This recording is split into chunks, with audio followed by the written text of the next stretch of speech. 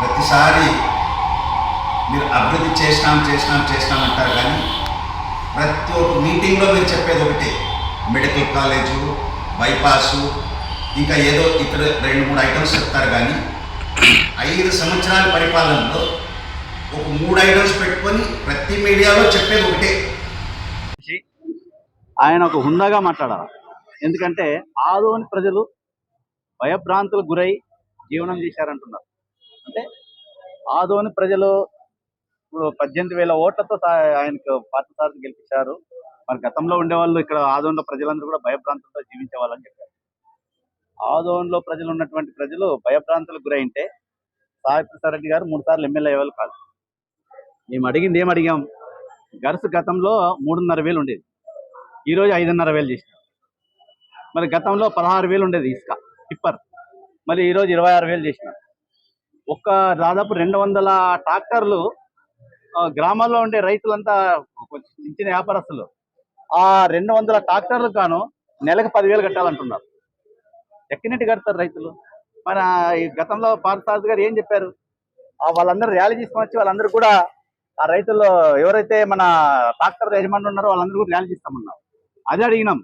అదే అడిగితే దానికి సమాధానంగా ఆయన ఏం చెప్తున్నారు? విక్రమేశయ్య గారు మురికి కాలువలు తీసినాం, రామ్జల్లో నీళ్లు తోడినాం అంటున్నారు. రామ్జల్లో నీళ్లు తోడినంత మాత్రాన ఆదోని అభివృద్ధి అవుతుందా? మురికి కాలువలు క్లీన్ చేసినంత మాత్రాన ఆదోని అభివృద్ధి అవుతుందా? ఎంకరేజ్మెంట్ చేయాలి, ఆదోని అంతా ఎంకరేజ్మెంట్ చేయాలి. యాడ్ చేసినారు, మురికి కాలువలు తీసినారు, చిరు వ్యాపారస్తులు అంతా ఇబ్బందులు పెట్టినారు. డెవలప్మెంట్ ఎక్కడ చేసినారు మీరు? ఆయన పార్థసారథి గారు 3 సార్లు ఎమ్మెల్యేగా ఆయన అసెంబ్లీలో మాట్లాడినారన్నారు.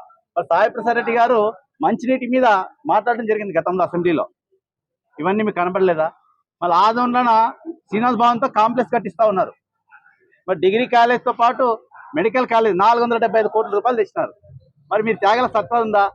మరి ఆటో నగర్ మీకు దమ్ము ధైర్యం ఉంటే ఆటో నగర్ తీసుకురండి, నిధులు తీసుకురారు. ఎంతసేపు ఉన్న బైపాస్ మీరు ఆదోనిలోన ఇంత ట్రాఫిక్ ఉంది. ఇప్పుడు మీరు ఎంకరేజ్మెంట్ ఎందుకు చేయడంలే? ఎంకరేజ్మెంట్ కోసం జగన్మోహన్ రెడ్డి గారు 50 కోట్ల రూపాయలు రిలీజ్ చేయడం జరిగింది. మరి ఆ డబ్బు తెప్పించి ఆదోని ఎంకరేజ్మెంట్ చేయండి. మరి మేము ఇసుక గరస గురించి అడిగినాం, రైతులు ఇబ్బంది పడుతున్నాం. మామూలు చిన్న వ్యాపారస్తులు, వీళ్ళు మన ఇండ్లు కట్టిన వాళ్ళు, బేల్దారులంతా ఇబ్బంది పడుతున్నాము అడిగినాము. దానికి సమాధానంలే. ఏం సమాధానం చెప్తున్నారు మీరు? దానికి ఏదేదో చెప్తా ఉన్నారు. మురికి కాలు తీసినారు, అభివృద్ధి చేసినారు, 2 నెలలు అభివృద్ధి చేసినారు. ఏం చేసినారు అభివృద్ధి? రామ్జల్లో దాదాపు 2,49,00,000 రూపాయలతో సాయి ప్రసాద్ రెడ్డి గారు దాన్ని సుందరీకరణ చేసినారు. మీరు చేశారా? ఆ గలీజి నీళ్ళు బయట పంపించినారు. అంత మాత్రం ఆదోని అభివృద్ధి అవుతుందా? వ్యాపారస్తుల మురికాలను తీపించినంత మాత్రం ఆదోని ఎంకరేజ్మెంట్ అవుతుందా? ఎంఎం రోడ్డు, పిఎన్ రోడ్డు, బాబు ప్లాజా రోడ్డు ఎంత ఇరుకుగా ఉన్నాయి. ఒక మార్కెట్లో ఒక వెహికల్ వస్తే మంద బ్లాక్ అవుతుంది. ఇవన్నీ చేయాలి కదా. ఇవన్నీ అభివృద్ధి చేయకపోగా మళ్ళీ ఆయన పార్థసారథికి సపోర్ట్గా మన విఠలరమేశయ్య గారు మాట్లాడుతున్నారు. భయభ్రాంతులు అనేది ఆదోనిలో సాయి ప్రసాద్ రెడ్డి గారు ఉన్నంత వరకు ప్రశాంతంగా ఉండేది. ఇప్పుడు మీరు భయభ్రాంతులు గురి చేస్తూ ఉన్నారు. ఎందుకంటే సాయి ప్రసాద్ రెడ్డి గారు గడప గడపలోన ప్రతి వార్డులో ప్రతి గ్రామాల్లోన 20 లక్షల రూపాయలతో డెవలప్మెంట్ చేసినారు.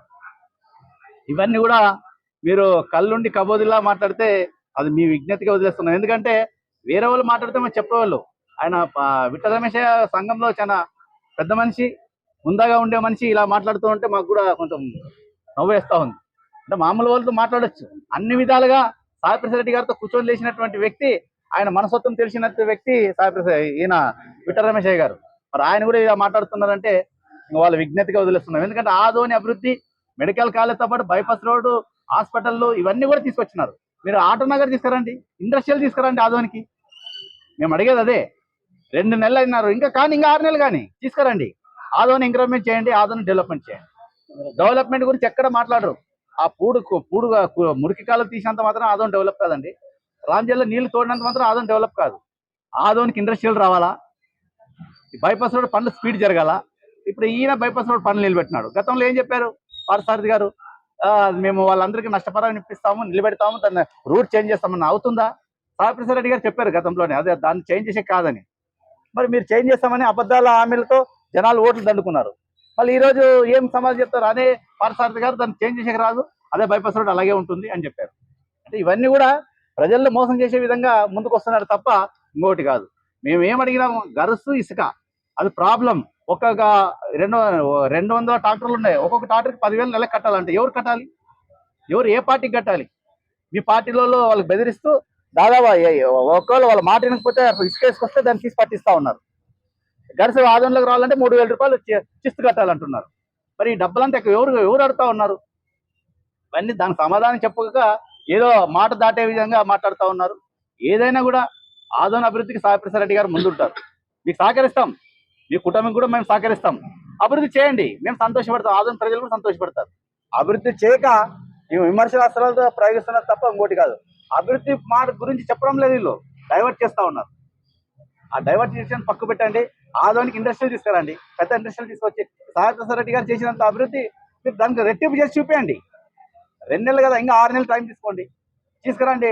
పార్థసారథి గారికి సెంట్రల్లో పవర్ ఉంది కదా, పెద్ద ఇండస్ట్రీలు తీసుకురమ్మనండి ఆదోనికి.